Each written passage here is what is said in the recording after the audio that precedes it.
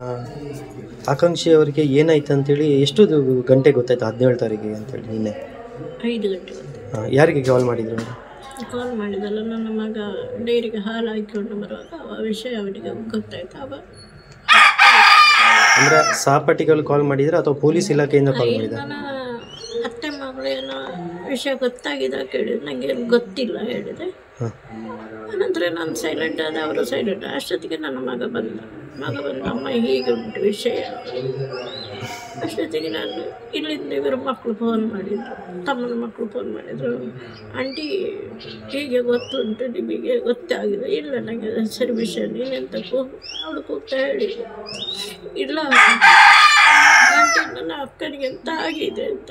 ಇಲ್ಲ ಹುಷಾರಿದ್ದಾಳೆ, ನೀನು ಏನು ಗಾಬರಿ ಮಾಡಿಕೊಳ್ಬೇಡ, ನಮಗೆ ಸರಿ ವಿಷಯ ತಿಳಿದ ನಂತರ ಇದು ಮಾಡುವ ಅಂತೇಳಿ.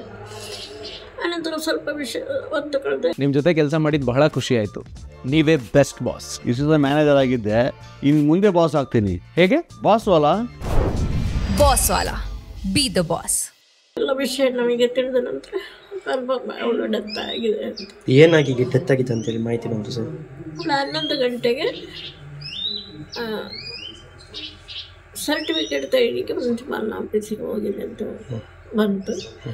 ಅಲ್ಲಿಂದ ಮತ್ತೆ ಅವಳ ಅಮ್ಮ ಫೋನ್ ಮಾಡಿದ್ರು. 11 ಗಂಟೆ ಅದರೊಳಗೆ ಹೋದ್ಮೇಲೆ ಫೋನ್ ರಿಸೀವ್ ಮಾಡ್ತಾಯಿದ್ರು. ಏನಾಗಿದೆ ಅಂತ ಅಲ್ಲಿಂದ ಫೋನೇ ರಿಸೀವ್ ಮಾಡಿದ್ರು. ಎಲ್ಲ ಅವಳಿಗೆ ಜೀವನದಲ್ಲಿ ಮುಂದಕ್ಕೆ ಹೋಗಬೇಕು, ಕಲಿಬೇಕು, ನಾನೊಂದು ಹುದ್ದೆಯಲ್ಲಿ ಇರಬೇಕು, ನನ್ನ ಅಪ್ಪ ನಮ್ಮನನ್ನು ಒಳ್ಳೆ ಮಾಡಿ ನೋಡಿಕೊಳ್ಬೇಕು.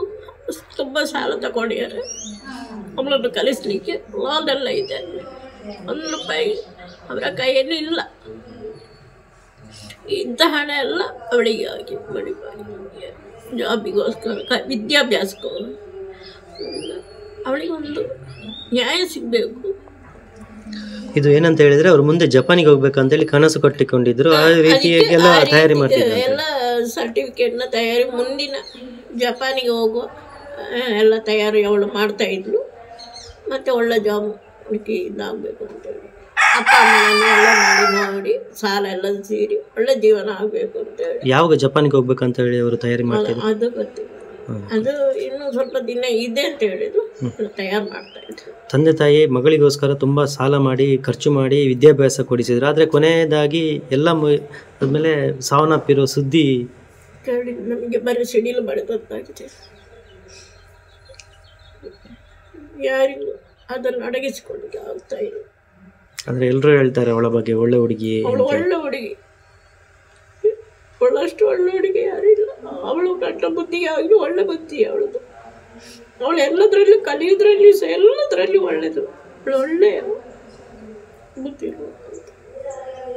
ಒಂದು ಆದರ್ಶ ವಿದ್ಯಾರ್ಥಿಯಾಗಿ ನಾವು ಕಾಯ್ತಾ ಇದ್ವಿ. ನಮ್ಮ ಮನೆ ಬೆಳಕಾಗಿ ಅವಳು ಎಲ್ಲರಿಗೂ, ನಮ್ಮ ಕುಟುಂಬಕ್ಕೆ ಅವಳು ಒಂದು, ನಮ್ಮ ಕುಟುಂಬದಲ್ಲಿ ವಿದ್ಯಾಭ್ಯಾಸದಲ್ಲಿ ಮುಂದೆ ನಿಂತವಳು ಎಲ್ಲರನ್ನು ನೋಡಿಕೊಳ್ಬೇಕು ಅಂತ ಒಂದು ಆಸೆ ಅವಳಿಗೆ ಇತ್ತು.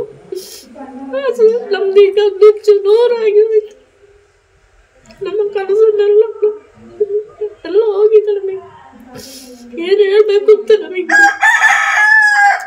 ಆದರೆ ಏನಾಗಿರ್ಬೋದು ಆ ಘಟನೆಯಲ್ಲಿ? ನಾವು ಏನು ಅಂತ ಹೇಳುದು, ಯಾರಾದರೂ ಕೊಲೆ ಮಾಡಿರ್ಬೋದು ಏನಾದರೂ? ಅವಳನ್ನು ಒಂದು ವೇಳೆ ಏನಾದರೂ ಕೊಲೆ ಮಾಡಿ ಬಿಸಾಕಿರ್ಬೋದು ಅಷ್ಟೇ, ಬೇರೆ ನಮ್ಮಲ್ಲಿ ಹೇಳಲಿಕ್ಕೆ. ಅಂತ ಒಂದು ಆದರ್ಶ ವ್ಯಕ್ತಿಯಾಗಿ ಉಳಿತಾಳೆ. ನೀವು ಯಾವಾಗ ಕೊನೆ ಬಾರಿ ನೋಡಿದ್ದೀರಾ ಆಕಾಂಕ್ಷೆಯನ್ನು ಕೊನೆ ಬಾರಿ? ಮನೆಗೆ ಬಂದಿದ್ರು ಅವಳು ಡಿಸೆಂಬರಲ್ಲಿ ಮದುವೆಗೆ ನೋಡಿದ್ದೇನೆ. ಅಣ್ಣನ ಮದುವೆಗೆ ಬಂದು ನೋಡಿದೆ. ಮದುವೆ ಫಂಕ್ಷನಲ್ಲಿ ಎಲ್ಲ ನಾವಿದ್ದೆವು. ಹೋಗುದಂತೆಲ್ಲ ಹೇಳಿ ಮತ್ತೆ ನಾವು ನೋಡಿ. ಮಕ್ಕಳ ವಿದ್ಯಾಭ್ಯಾಸಕ್ಕೋಸ್ಕರ ತಂದೆ ತಾಯಿ ರೂಮ್ ಮಾಡಿ ಕೂತಿದ್ರೆ ಏನಾಗಿ ಉಜಿರೆಯಲ್ಲಿ? ಹೌದು, ಇಲ್ಲಿ ಸ್ವಲ್ಪ ಜಾಗ ಇತ್ತು, ಅದನ್ನು ಮಾರಿದ್ದಾರೆ. ಅವಳಿಗೋಸ್ಕರವೇ ಎಲ್ಲ ಮಾರಿ ಆಯ್ತು. ಇನ್ನು ಅವರು ದುಡಿದ ಹಣ ಎಲ್ಲ ಅವಳಿಗೆ ಆಗಿ ಮಾಡಿದ್ರು. ಬ್ಯಾಂಕಲ್ಲೆಲ್ಲ ಸಾಲ ಮಾಡಿದ್ದಾರೆ. ಆ ಸಾಲವು ಎಲ್ಲ ಹೇಗಾದರೂ ತೀರಿಸಬೇಕು.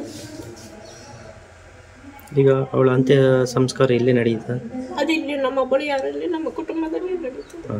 ಅದು ಇಲ್ಲಿ ಜಾಗ ಇದೆ. ಯಾವಾಗ ಬರುತ್ತೆ ಅಂತ ಹೇಳಿದ್ರು ಮೃತದೇಹ? ಏನಾದರೂ ಗೊತ್ತುಂಟಾ? ಒಂದು ವೇಳೆ ರಾತ್ರಿ ಬರುವಾಗ ನಾನು ಮಾಮಿಗೆ. ಹಾಂ ನಿಮ್ಮ ಹೆಸರು? ಚಂದ್ರಪ್ಪ ಹೋಬಳಿ. ನೀವೇನಾಗಬೇಕು ಆಕಾಂಕ್ಷಿ?